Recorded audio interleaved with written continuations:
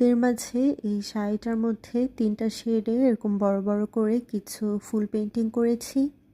এটা হচ্ছে একটা ল্যাভেন্ডার কালার বা লাইট পার্পল কালার একটা ফুল পেইন্টিং করছি, সেটা একটু আপনাদের সাথে শেয়ার করে দিচ্ছি।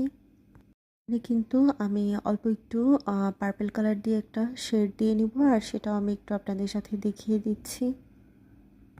দেখতেই পারছেন এই পার্পল শেডটা দিয়ে কিন্তু এই যে একটু একটু করে শেড দিয়ে দিলে ফুলটা আরও বেশি সুন্দরভাবে ফুটে উঠবে।